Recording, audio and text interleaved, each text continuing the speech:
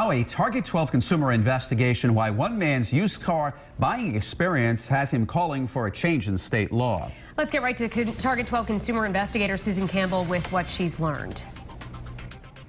A viewer reached out to us saying his used truck was so rusted it was unsafe to drive. After weeks of paperwork, a hearing, and negotiations, he finally got his money back. But he says he doesn't want to see other used car buyers go through the same ordeal. See how rusted and rotted they are? John Vitkevich had been searching for a pickup truck for months. Then his fiancée surprised him with this 2010 Ford F-150. And it's turned out to be a bit of a nightmare. Almost immediately, They spray painted right over the rust.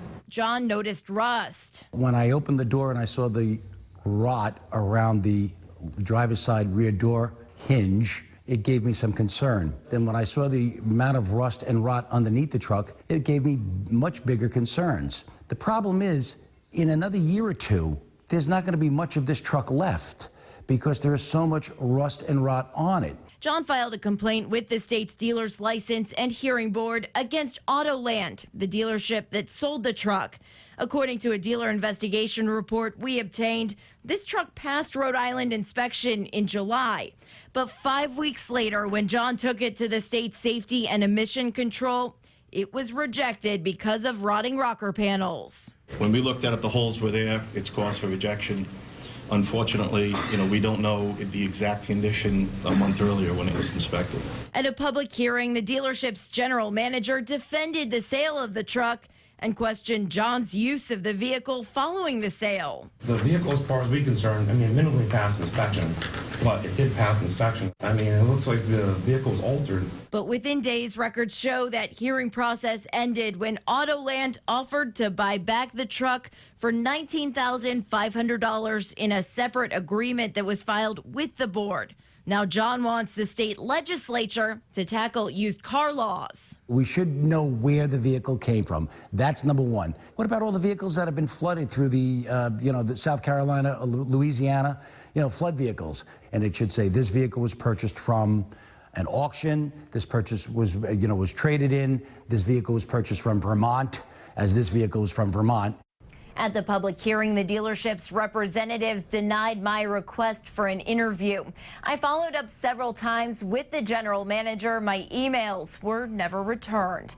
Coming up new at 6, what you need to look for when you're shopping for a used car.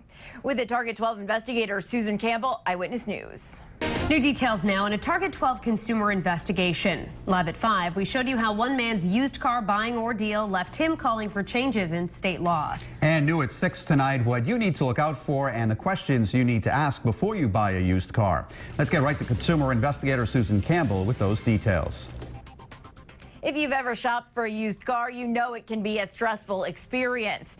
But experts say if you do your homework, you can get a good deal.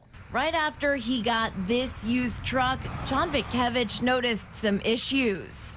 See how it's all rusted and rotted here? Okay. We checked and found he's one of 326 people who filed complaints against Rhode Island car dealerships this year. So making the purchase. Bud Craddock is the DMV's administrator. We went to him to get some advice on used car shopping. Make sure you know what you're looking to buy, know your price range, and then do your due diligence. That starts with a lap around the vehicle. Looking for any signs of obvious damage, fuel leaks or fluid leaks underneath the vehicle. Make sure the tires appear to be in good condition. Open the car, smell it. Are there any musty odors, or is there a heavy aroma of some sort of a air freshener that would have been put in there to mask some sort of odor? You should also look for water leaks around the windows or sunroof. Then take the car for a test drive. To get the most out of it, keep the radio off. Make sure the power windows work, that the heater, air conditioner works, windshield wipers work. Make sure it shifts smoothly. Listen for sounds that don't sound right. Before you sign on the dotted line, you should also take the vehicle to an independent mechanic you trust and double-check the inspection sticker. By regulation, they have to have an inspection sticker that's been put on by the dealership. It's no older than 90 days or has less than 500 miles on the vehicle. So if that vehicle hasn't been currently inspected, then make sure it's inspected before you drive it off the lot. There's also a stack of documents you need: the title, the bill of sale, the tax form with the dealer name on it, and your receipts. If you have a warranty, read the fine print and make sure it's spelled out on the bill of sale. And if you and the dealer agreed on any repairs, make sure those are in writing. With the Target 12 investigator, Susan Campbell, Eyewitness News.